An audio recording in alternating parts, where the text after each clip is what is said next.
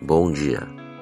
Que a graça e a paz do Senhor Jesus Cristo seja em sua vida, no seu lar, em seus negócios. Quero agradecer a Deus por permitir entregarmos nossas primícias a Ele e juntos desfrutarmos de mais um dia dessa palavra que se encontra na primeira carta aos Coríntios, capítulo 2, versículos 12 a 15, que diz: Nós, entretanto, não recebemos o Espírito do mundo, mas sim o Espírito que vem de Deus, a fim de que possamos compreender o que por Deus nos foi outorgado gratuitamente.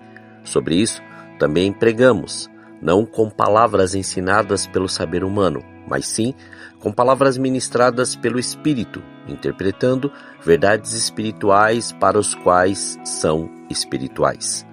As pessoas que não têm o Espírito não aceitam as verdades que vêm do Espírito de Deus, pois lhes parecem absurdas, e não são capazes de compreendê-las, porquanto elas são discernidas espiritualmente. Contudo, aquele que é espiritual pode discernir todas as coisas, e ele mesmo por ninguém é compreendido. Porquanto, quem jamais conheceu a mente do Senhor para que possa instruí-lo? Todavia, nós temos a mente de Cristo. Hoje o Senhor me levou a refletir sobre esses versículos, entendendo o contexto como um ensino para aqueles que são de Cristo e estão se aprofundando nele. Pois o que Paulo quis enfatizar foi viver a dependência através do Espírito Santo e não mais através do conhecimento humano, carnal e natural.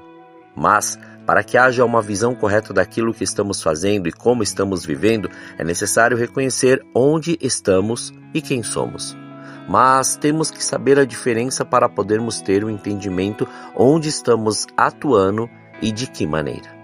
A palavra grega traduzida como natural é psíchicos, que significa, de acordo com o Strong, de ou que faz parte da respiração, que tem a natureza e características daquilo que respira, o principal da vida animal, o que os seres humanos têm em comum com os animais, governado pela respiração, a natureza sensual com sua dependência dos desejos e das paixões. Alguns acreditam que psíquico, termo usado no original, indica o homem entregue à sua psique, à sua mente, à sua razão, mas essa mera definição colocaria qualquer um de nós, cristãos ou não, na mesma condição, já que todos nos movemos racionalmente. Contudo, diante da afirmação de Cristo a Nicodemos de que não se pode ver o reino de Deus sem nascer de novo, conforme o Evangelho segundo João capítulo 3, versículo 3, muitos, com os quais eu pessoalmente concordo, optam pela definição de homem natural como alguém sem Cristo, não convertido, ainda alheio ao reino do Senhor, que é espiritual. Isso mostra que se o homem não tem a vida, ou seja, Jesus, no plano espiritual, ele vive apenas naturalmente, é apenas homem psíquico. O homem carnal, por sua vez, é alguém já convertido, porém não desenvolvido espiritualmente. Isso fica evidente lá na primeira carta aos Coríntios, capítulo 3, versículo 1, quando Paulo afirma: Não vos pude falar como a espirituais, e sim como a carnais, como a crianças em Cristo. Há uma relação entre as expressões carnais e crianças em Cristo. Ambas tratam de quem foi regenerado, mas não abandonou a infância espiritual. Consequentemente, ainda se alimenta de leite, quando já deveria viver e digerir bem o alimento sólido. As verdades profundas da palavra de Deus não podem ser plenamente entendidas com a razão, com a nossa psique. Esse é o motivo de Paulo afirmar que elas se discernem espiritualmente. Os espirituais são aqueles que já cresceram e se desenvolveram a ponto de terem suas faculdades exercitadas para discernir não somente o bem, mas também o mal. Portanto, as palavras natural, carnal e espiritual indicam fases distintas. O natural ainda precisa converter-se ou arrepender-se. O carnal já se converteu, mas necessita crescer e desenvolver-se espiritualmente. O espiritual aprendeu a andar não mais segundo a carne, mas sob o domínio e a liderança do seu espírito, cheio do Espírito Santo e da Palavra de Deus. Para facilitar o entendimento, Kenneth Reagan, em seu livro Crescendo Espiritualmente, diz o seguinte: o homem natural é aquele que ainda não passou da morte para a vida. Não nasceu de novo, não foi recriado, nunca se tornou uma nova criatura em Cristo Jesus. O homem carnal é uma nova criatura, pois nasceu de novo, mas jamais se desenvolveu, nem cresceu. A triste verdade é que o homem carnal pode ficar nessa condição durante toda a sua vida. Talvez nunca passe da etapa da primeira infância na sua condição de nova criatura. É governado pelo seu corpo, pelos sentidos, não pelo seu espírito.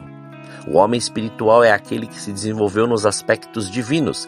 Seu espírito conquistou o domínio sobre seus processos intelectuais e conseguiu o controle sobre o seu corpo e seus sentidos físicos. Deus o governa por meio da palavra. Não importa como denominamos cada fase, o fato é que elas existem e precisam ser compreendidas. Se as Escrituras não optaram por termos únicos, penso que temos a liberdade de alternar entre os sinônimos. Melhor do que encontrar a nomenclatura perfeita é entender cada estágio, saber localizar em qual estamos e em qual estão aqueles a quem Deus nos deu o cuidado, para a partir disso trabalhar com a dieta correta rumo à maturidade. Pois uma vez conscientes dessa realidade, saberemos o que fazer e como fazer.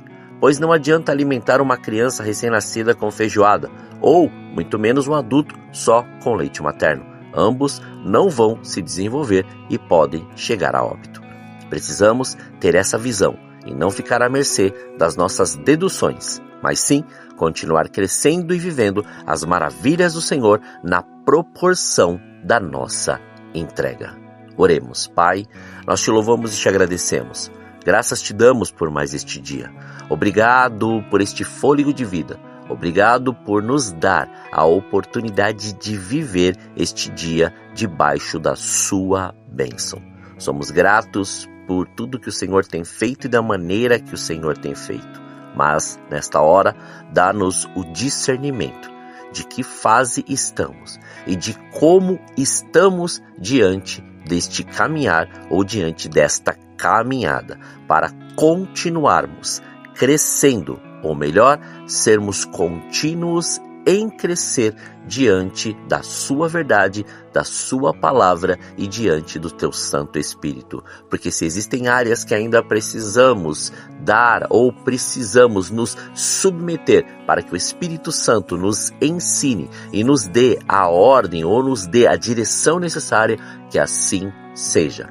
Porque muitos estão presos diante de suas verdades, diante de seus intelectos, diante das informações que geram desinformação espiritual e acreditam ainda que estão vivendo uma verdade, mas na verdade tudo isso foi falsificado pelo inimigo para eles continuarem presos. Então, diante da sua palavra, revela-nos e nos dá o discernimento, o entendimento e o conhecimento necessário para continuarmos crescendo. Somos gratos a Ti, que venha o Seu reino e que estabeleça o Seu querer, a Sua graça e a Sua vontade. Livra-nos do mal, livra-nos da tentação. Não deixe faltar o pão na mesa deste Teu Filho, antes dê a abundância necessária para Ele poder continuar a crer e viver tudo que o Senhor prometeu. Somos gratos a Ti, consagramos este dia, consagramos nossas vidas, consagramos todos os nossos sentidos para que o Seu nome continue sendo glorificado, exaltado e engrandecido em tudo o que fizermos. Muito obrigado, assim oramos, em nome de Jesus. Amém. Que você tenha um dia abençoado na presença do Senhor, e quem vos fala é o pastor Leandro Araújo de São Paulo, capital. Deus te abençoe grandemente.